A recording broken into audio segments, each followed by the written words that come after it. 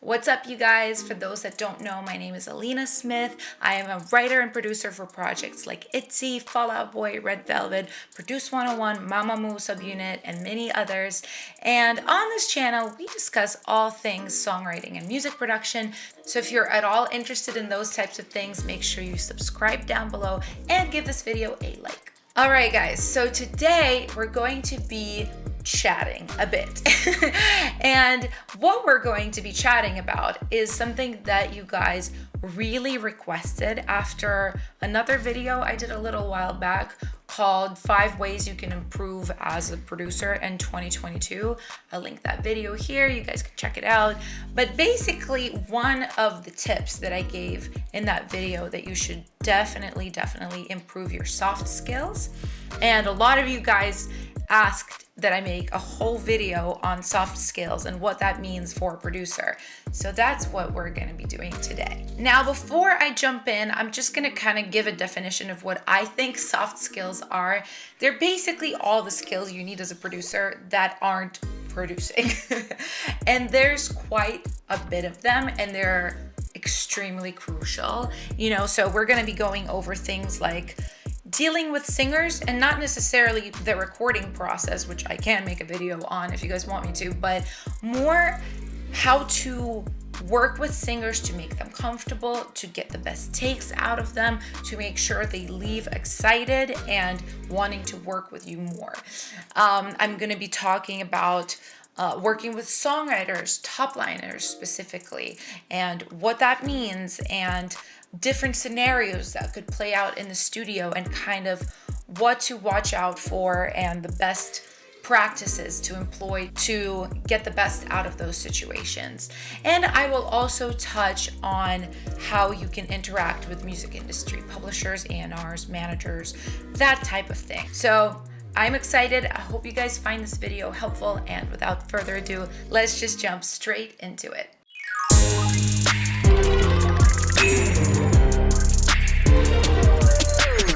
Okay, so the first skill I want to discuss with you guys is interacting with singers. Now, if you're a producer, unless you only aspire to make instrumental music, score films, make beats, and never ever deal with a singer or a rapper, unless you're that person, you need this skill. Now, it is something that has been a little bit more natural for me to develop, because I am a singer. So I naturally understand some of the insecurities that singers face in the studio. But for those of you guys that come more from being instrumentalists, you are just a producer, you've never used your voice, you've never recorded, I just want to kind of dig into a singer's worldview in the studio and give you guys some tips on how you can plug yourself into that and how you can make their experience better, in turn making your own experience better. So the first thing you need to know about recording singers is that every singer, to some extent, is insecure in the studio. It really is a very vulnerable thing, especially if you're recording an original song, to kind of like pour your heart out into the microphone. You're not really in control. You're hoping the person that's recording you is doing a good job. A lot of singers can't tell if you are, they don't know if you are, they don't understand some of the technical aspects of production as well as you do. So they are in an uncomfortable spot. They're standing there in an ISO booth, or if you don't have a booth, they're in your living room, bedroom, studio, whatever you got. And, they have to not only perform well technically, hit the right notes, etc., do the right rhythms, but also they have to emote. So that naturally would put anybody into a vulnerable spot. And like I said, every singer I've worked with, from complete beginners, people that have never recorded, to people that have recorded thousands of times, they all face this sort of insecurity. For me, it's a little bit easier as a singer because I record myself, right? I know there's nobody here judging me if I, crack, my voice cracks or something. I just go, I cracked, but nobody's here witnessing that. So it's a lot easier. But for the majority of singers, that's not the case. So Okay, what can you do as a producer to alleviate some of that anxiety? Well, the first thing I think is to never let the singers hear their bad takes. This is something I always do, and this is even something I do with myself, right? What happens when a singer hears a bad take of themselves, it's really sort of a hit to their morale, right? They're like all pumped up to sing, and then they hear something that sounds messed up. And, a lot of the times, especially if they're a little bit more inexperienced, they start sort of to shut down and freak out. So what I do is I don't record with tune. I've had a lot of people ask me to record them with tune. To be honest, that really irritates me. It's one of those very few things that I kind of don't budge on. I don't like to record with tune. Reason one is when you record with tune, you can't take it off. Let's say you have a note that's like, it's like a slide. Autotune does not understand that. It's going to try to make that into two notes and destroy that slide. So there's that aspect. The more important aspect for me is that I think singing and hearing yourself back with tune as you're singing really messes with your brain. It sort of makes you sing worse, in my opinion, because you kind of hear yourself sounding pretty good and you don't really push. So I don't like that. I record people without tune, but playback is always with tune. For me, it's very, very rare I let somebody hear themselves without tune. Now, I don't put, a very high retune speed on or anything like that. It's usually like kind of medium. It's tuning it, but it's still allowing for some humanity, because I think a lot of people are also very insecure about like the sound of autotune. They don't want to sound autotuned, especially a lot of people that are like kind of inexperienced singers that really need tuning. They don't want to sound like they need it, right? So it's kind of that balance, you want it to sound natural and not like T-Pain, but also you want to give them something tuned to listen to. And a lot of the times too, it isn't just tune, it's letting them hear the right take. Usually I find that there is kind of a curve, right, to recording. So the way I record is I record not line by line necessarily, but more like section by section. Maybe it's 2 lines, 3 lines, 4 lines, something like that. Maybe it's the whole verse. Maybe it's half the verse, depending on the song and the singer. But it's never the whole song. It's usually just section by section. Sometimes it's very small things. But what I know is true with pretty much every singer is that there's this curve of when they start out, the first few takes they're just finding it. They don't really know what it is that they're doing yet. If they're inexperienced, they might be finding the pitch. If they're a really experienced singer, they're maybe just finding sort of the tonality and the approach of how they would like this vocal to sound. So the first 3, 4, 5, depending on the singer, takes are usually I don't even play them back or look at them, to be honest. So after that, this is where it usually gets good and it stays there. Whoa, and then it goes down again when they get tired, because there is this sort of psychological thing that happens when you hear something repeated over and over again. Try to say a word 15 times over and over again. After that, you're like, what does that word even mean? So it's the same with singing, which is a bad thing, because what you want is for the singer to emote and to bring in a performance, not just the right notes. And when they hear it over and over again, sing it over and over again, it does tend to get robotic. So I listen, and when I hear that starting to happen, I stop. And if they still haven't gotten it, which sometimes happens, I sometimes move on to another part and I say, hey, let's keep warming up a little bit more and we'll come back to that part. And usually when we do, that's another thing that I've noticed about human brains in this process.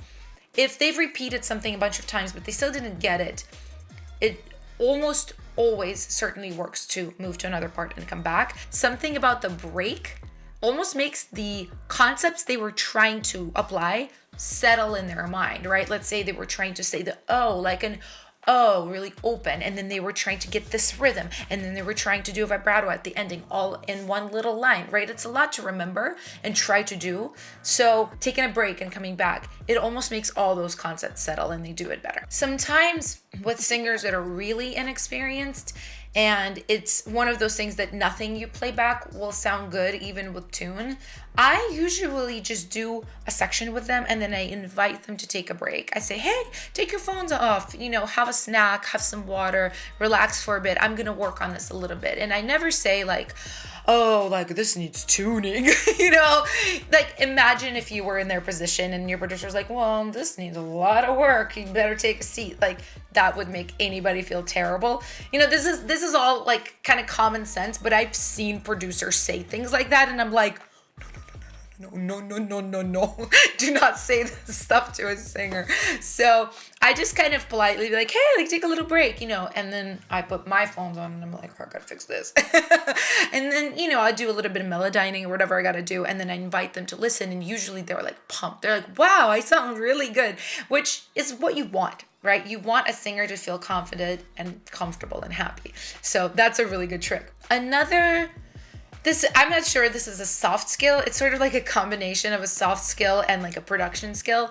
But one of the things I do with singers is I like to get their harmonies, like their extra vocals, harmonies, ad-libs, doubles, gangs, like anything I might do. I like to sort of like faux mix them in the session, right? Because if I just was like, okay, I'm just gonna record them super raw, not pan, not put any reverb on, like it kind of sounds bad. Even if it's a good singer, like it clearly does not sound like the record. And it's really, really easy to just throw some verb on or just some different types of processing. I'm in Ableton, so I have these groups of like verb for BGVs or like distortion plus verb plus EQ for gangs. I have them saved, so I just drag it in and it's like 1 second. For those of you guys that are working on laptops that maybe aren't really powerful, I understand perhaps wanting to save CPU and not have any plugins in your session or like extra plugins, like reverbs. In that case, just don't let the singer have the work tape or demo or whatever it is right after the session. Because I pretty much let them have what we just did. I always say, hey, it's going to get better. I'm going to tweak it. But by the time the singer leaves, usually like the vocals are kind of done. Like I tweak, I might go through kind of turn down some breaths, stuff like that. But most of the time, like it's pretty close. But if you just can't do that due to your computer, take a day to set that up before you send them a rough demo, because I don't know if you guys have dealt with this. If you haven't dealt with a lot of singers, artists, you probably haven't. There is this very common phenomenon that happens called demoitis. It's when somebody hears a demo too many times and they get used to it, and then they don't like what you do on a record, right? They might get used to it being poorly mixed, and then you send them a good mix and they're like, I don't know, something's off, and they don't realize it's not actually off, it's right. So I always ask artists, hey, this isn't really done. Even like my pretty decent like rough mixes, I say, hey, it's not done. I would love to request of you not to listen to this too much. And then I explain why. I tell them your brain gets used to it and then you might be thrown off by the actual mix. Most people are very respectful and very nice about that. And I found that just kind of asking people really works.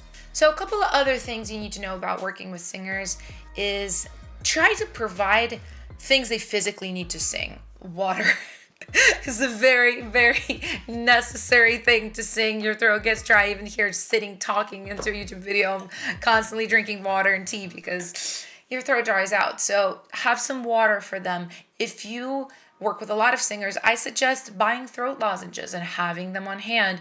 Almost every singer that I offer a throat lozenge to takes it. They want it. It really is something that helps them feel better. I mean, it can even go as far as kind of paying attention to their hunger levels. I mean, I'm not telling you to like mother them, but sometimes people are like very much in the zone. They're trying to get something and they might be getting frustrated because they're not getting this one ad lib or whatever. But it also could be due to the fact that they're tired and hungry. So kind of pay attention to how long you've been there. If it's been 5 hours, chances are they're hungry.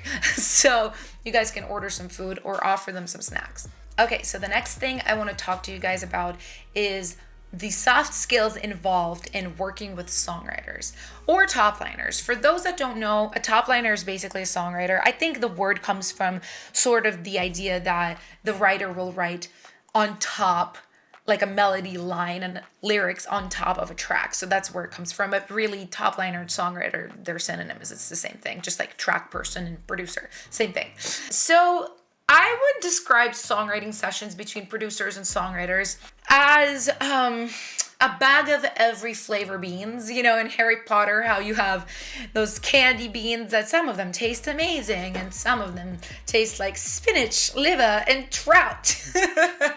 Or earwax. My Harry Potter nerd coming out real hard right now. But it's true. Songwriting sessions really are a mixed bag. Some go amazingly well, and some are like, wow, I cannot wait for this person to leave my studio. It's a complete mismatch, right? Because really what you're trying to do is create a chemistry in a session. This is why we collaborate. You know, this is why everything is done in teams. It's very, very rare for a hit song to be written by one person. If you don't believe me, look at credits on Spotify. You will quickly see that I'm right. It's really, really rare for one person to write and produce a song. It's usually done in a team. And, you know, it kind of makes sense because 2 heads, 3 heads, whatever is better than one. If you have 3 really talented people that all kind of have a chemistry and get along working on something together, chances are it will be that much better, because when one person is, you know, focusing on this part, another person could be focusing on another part. Like, let's say certain sessions I do for Elli Moore, you know, my partner Elli's project. I'm actually in a team called The Saga. For her project specifically, it's myself, her, Scott Brusnak, and Gino Barletta. The 4 of us are the Saga, it's our names.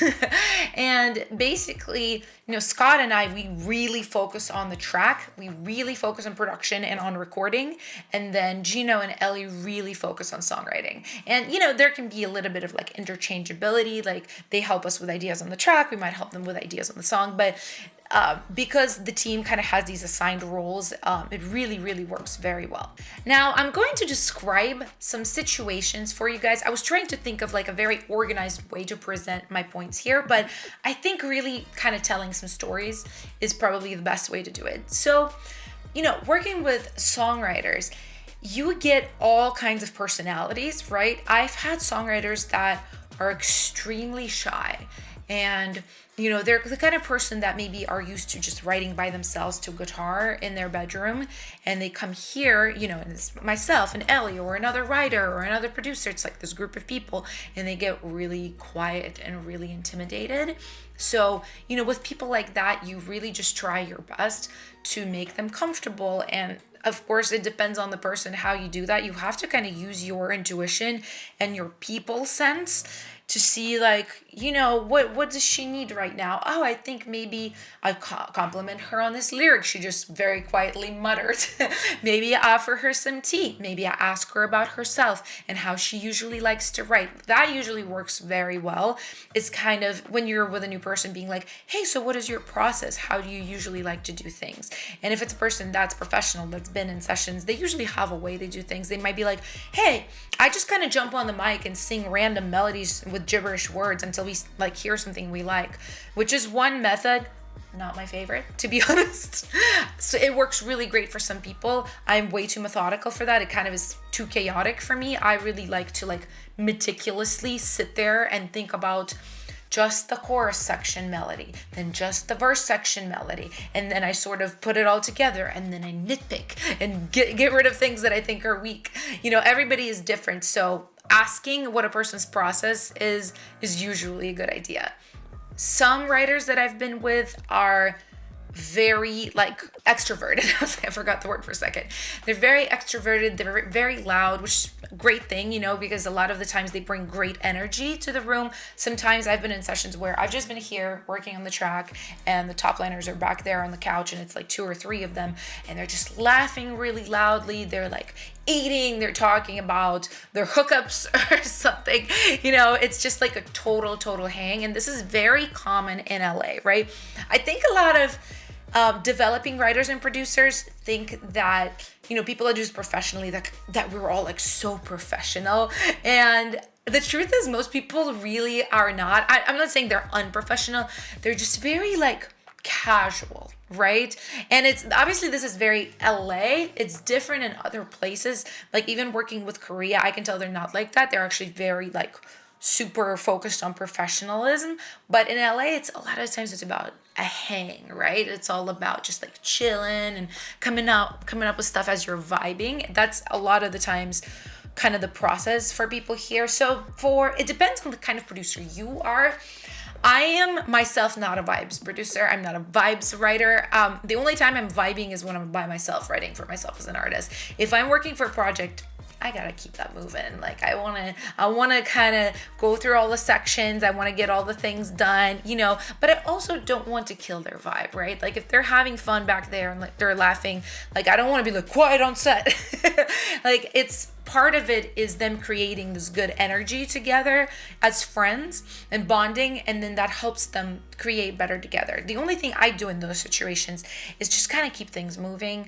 Like if I've noticed they've been talking for 45 minutes and haven't written anything and I'm working on the track, I might get out of my headphones, put it on speakers and be like, hey guys, I want to show you a new section. And that usually kind of gets them out of friend mode into work mode. And they're like, oh, well, I'm hearing this. And then the songwriting process resumes. I also want to touch on writer combinations with you guys. This is really hard to kind of put into advice format because this is so like almost intangible, but I found over the years that there's just certain types of combinations of writers that tend to work. So I find that some writers are leaders and some writers are more like helpers. I don't want to say followers, it sounds like demeaning. They're just really good at helping somebody else elevate what they're doing, and other people like originate ideas and are the ones to like come up with something. And I think both types of writers are very, very valid, right? I'm more probably of a leader type writer. Like I like to sort of come up with the things and have people help me, but I've also been on the end where I help others that are like very much like an alpha, and I'm just plugging myself into what they're doing and helping them out. So as a producer, this might not be your role in the situations you're in. For me, it is my role in certain collaborations that I'm putting together. I have to think about what different people are contributing to the session, right? Like let's say it's K-pop, which is something I'm known for and I'm doing a lot of right now. I know that in K-pop, the track has to be like tip top. Even in the demo stage, it has to be really, really good. So I know that I need the time and the space to focus on that, and I might need a co-producer as well to just like really help hone it in. So I might invite somebody to co-produce with me, and I might kind of sort of step away from the top line myself, just knowing that I need to focus on the track, which means that I need to invite people that are really experienced at top line.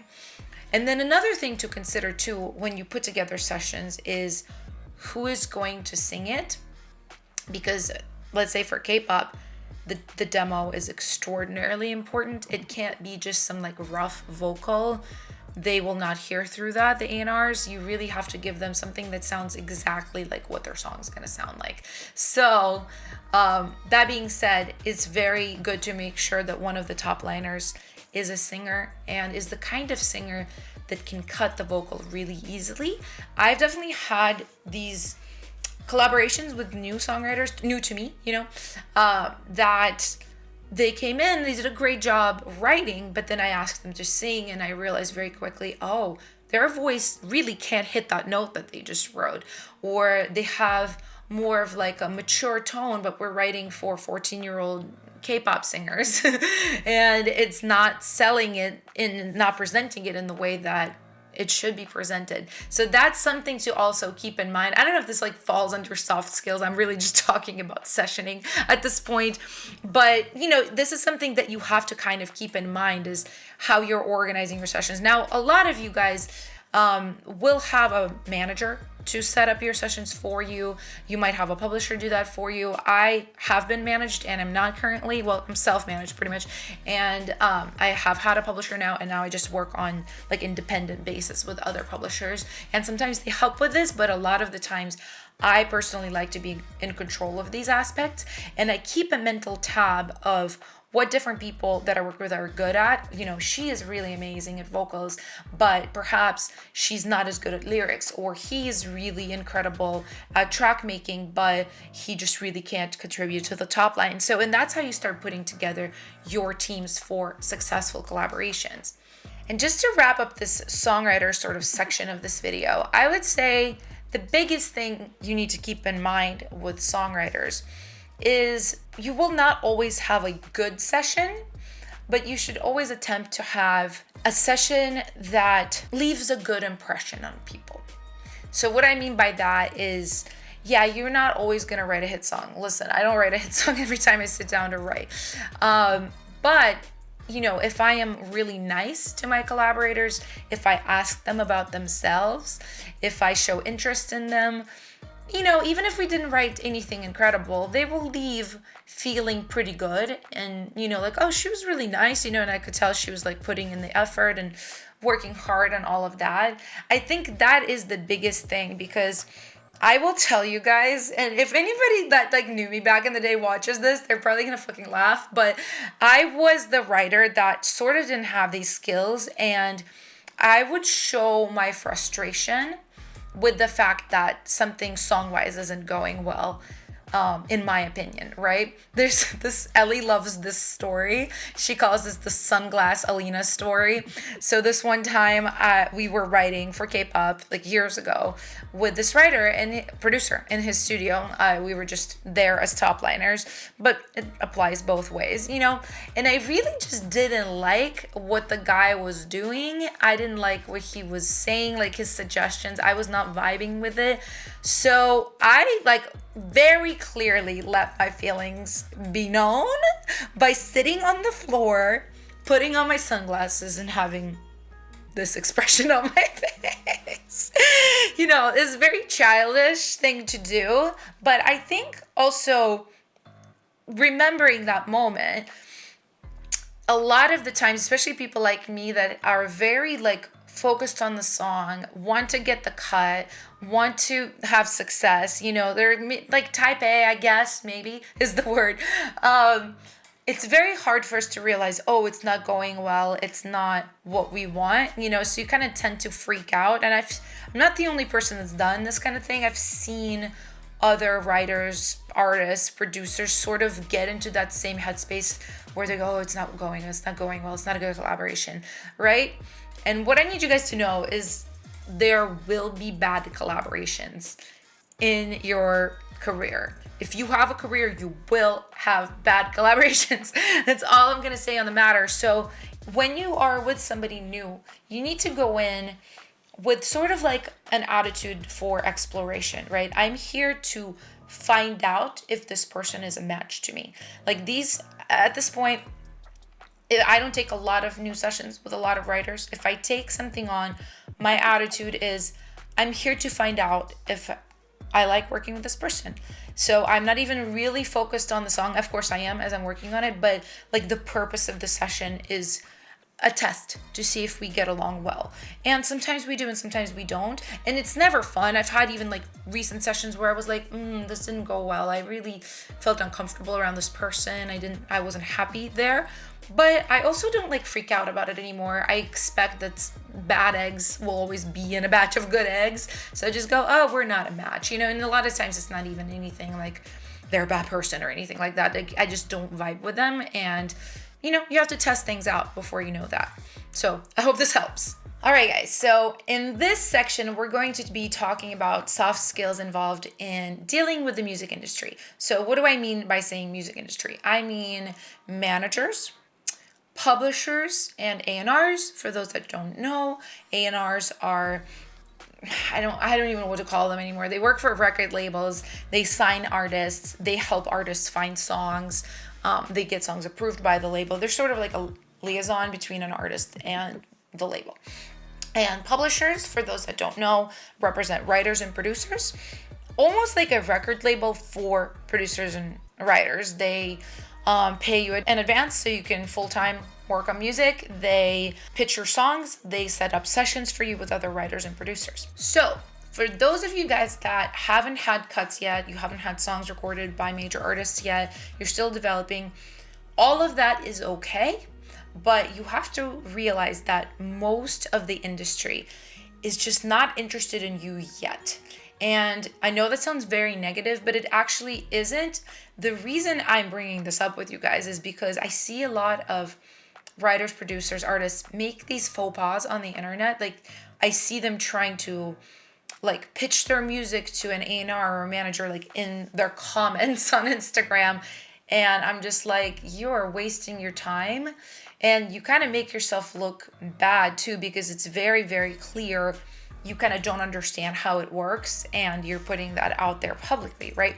That manager who's managing, I don't know, Bad Bunny, I'm just making this up, they don't have time to look at your SoundCloud, right? It's kind of seems obvious when I say it like this, but it isn't to a lot of people. A lot of people think like, oh, I'm really talented. Like, if somebody just took a chance on me, like, I would be great, which is true. But there is an issue in our industry that isn't solved currently. And that issue is that there's no development currently, official development for writers, producers, or artists. The industry wants you to come in fully developed, not half-baked. They want somebody who's already killing it, knows exactly what they're doing, and they just go, oh, here's money, let's do it together, and it just amplifies, right?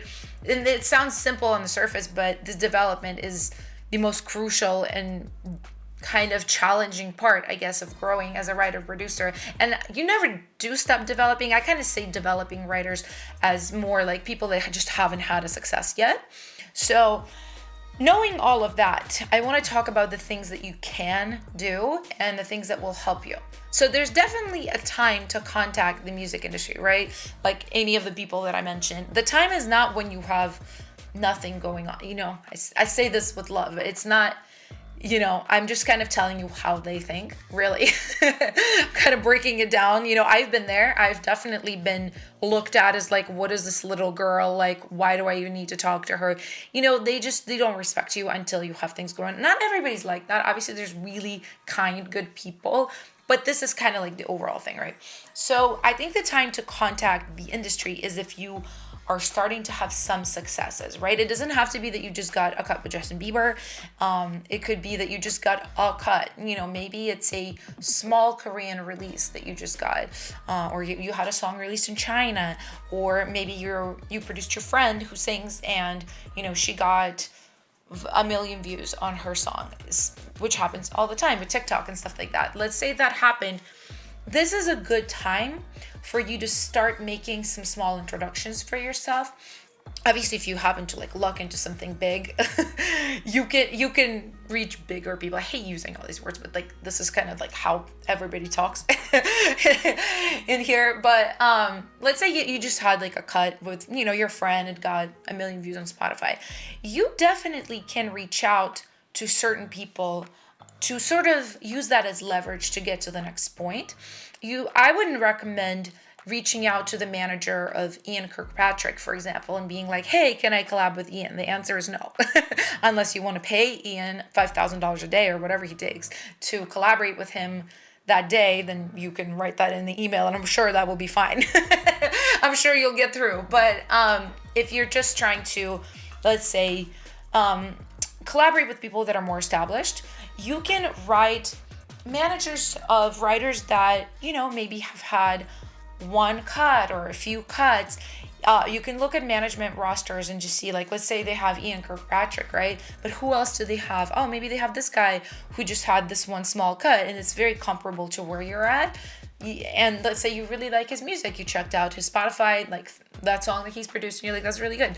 That's when you can write that manager and you can say, hey, John, making all of this up as I go, hey, John, you know, my name is so-and-so. I've just produced this song that got X amount of streams on Spotify or Apple Music or whatever. I am really interested in collaborating with Matt.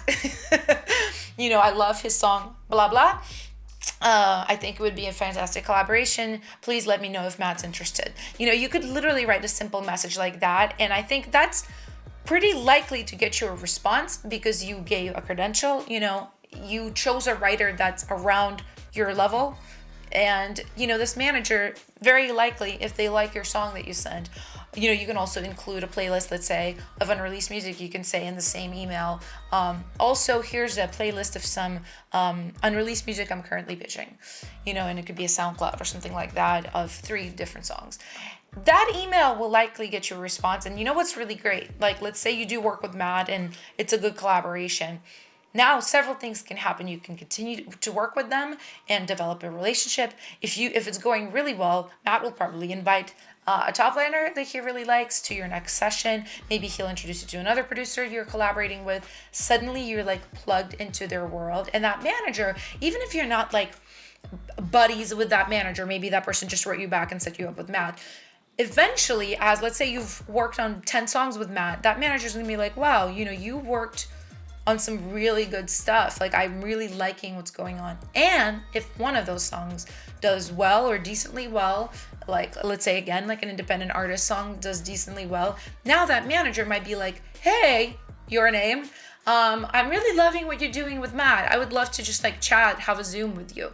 That's happened to me several times. My very, very first cut that I got in like 2008 was a J-pop cut. And immediately my producer, well, I was a top liner back then. I wasn't even producing at all.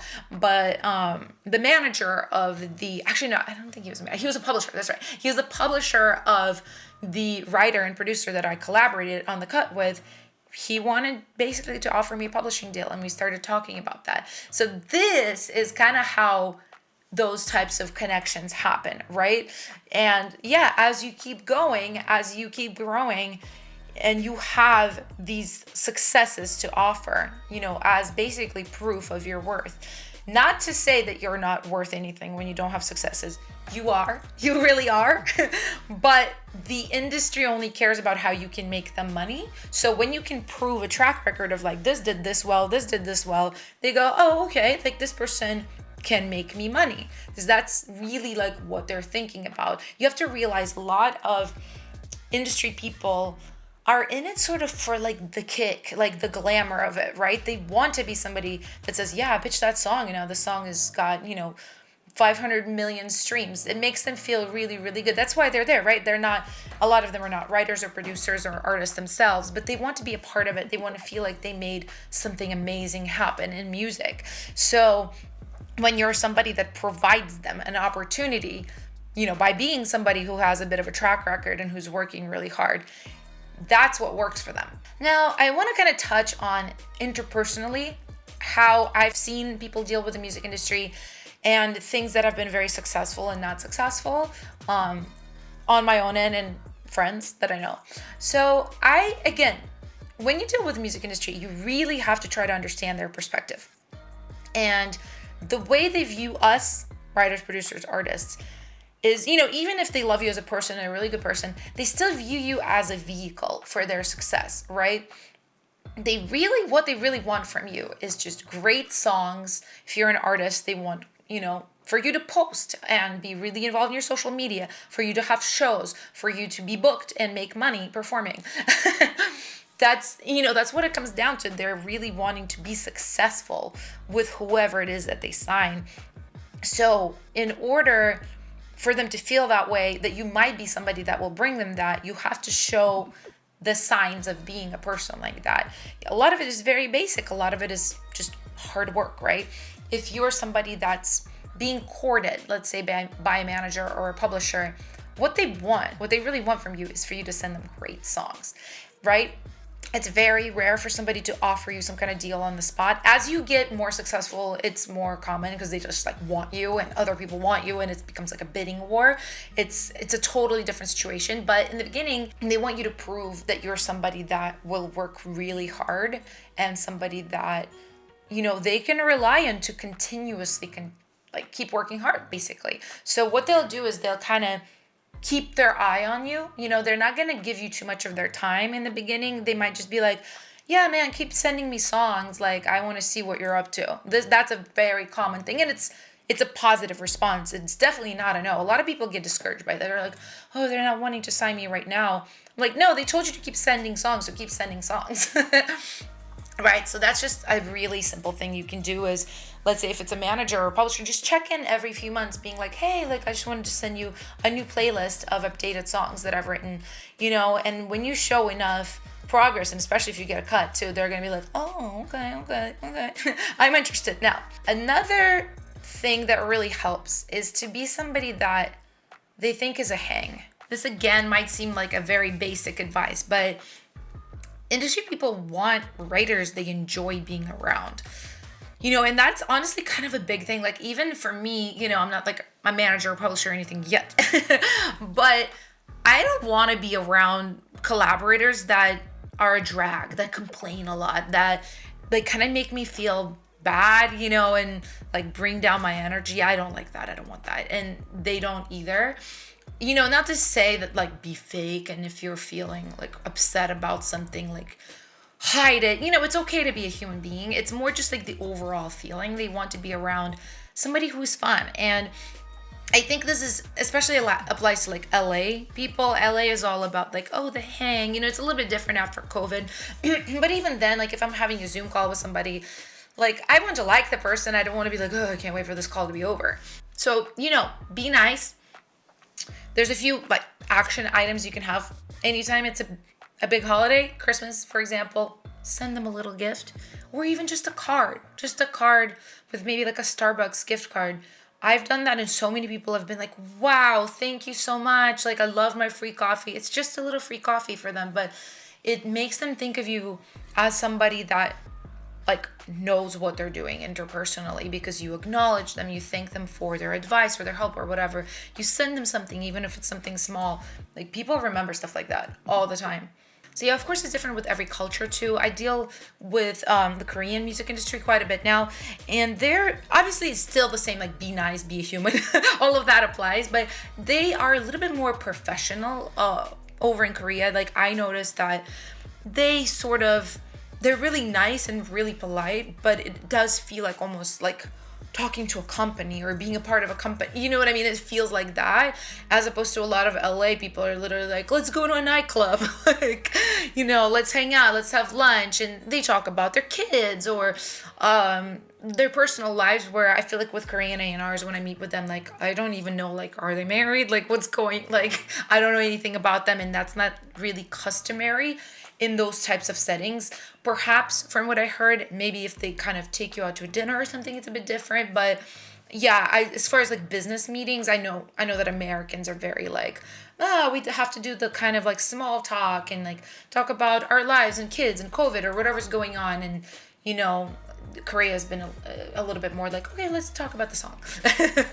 So I feel like so far I've touched on everything you kind of need to do to impress the music industry and like make it easy for them to deal with you. I also do want to touch though on like your side of things, and I want you guys to know you are valid in your feelings about the people that you work with, and I just want you to use your gut, like use your feelings, young Skywalker. For real, you need to use your feelings, your intuition on the industry people that are coming into your life. Not all of them are going to be a good fit for you. That doesn't mean they're a bad person or anything. You just might really not gel well with them. I've had people like that I worked with, and I was so sort of like desperate to get to the next step of my career that I would, pretend that I'm enjoying dealing with them when I really felt like uncomfortable actually with certain people. And yeah, they made me feel small. They made me feel just kind of like those types of things where you go, ooh, I really didn't enjoy this meeting. I feel like I need to like go eat my feelings and have a tub of ice cream right now. There's been a lot of, back in the day especially, situations that I've been in like that. So I just want you guys to also, despite everything I said of like impress them, be nice, be a good person, send them gifts. Outside of that, I also want you to ask yourself if this does feel like a person worth pursuing. And that's really difficult to do when, you're kind of like, I am, starting out, and this person has all this success and all these connections, like, oh, I need them. I just encourage you guys to set that aside for the moment and think about whether you see yourself working with them for a while? And if the answer is no, it doesn't mean you have to just like dump them off and never talk to them again. It just might mean that maybe you don't sign with them. Maybe you have more of a casual working relationship where you work with one of their writers or producers or artists, and it's like not as involved. You know what I mean? Because I think those types of relationships with publishers, with managers, you know, they don't have to be all like super, super close, but it really does help if you really love the people and they really like you and they really truly want to help you as a person and not just sort of use you to rise themselves. And of course, at the beginning of this section, I talked about how like they just want to make money off of you. Like that's what you're there for and that's what that relationship is for. Yes, but in closer working relationships, especially artist management, you want to know that they care about you. And, you know, in pretty much any situation, especially if you get to know these people and you work with them all the time, you do want to feel like there's a bit of a personal connection there. So, and like I said, it doesn't always have to be that you just like leave and never see them again if you feel a little bit off about them. There's ways to kind of, you know, keep a bit of a wall there, you know, and still like you get what you need out of that business relationship. They get what they need. It's like more business and less personal. But I just encourage you guys to always ask yourself if you really truly mess with the people that you're working with. All right, guys, and that is my take on soft skills. Obviously, if there's something I forgot to cover, make sure you ask a question down below. I will always answer, as you guys know. And yeah, I hope you guys found this helpful, and I will see you guys in the next video. Bye for now.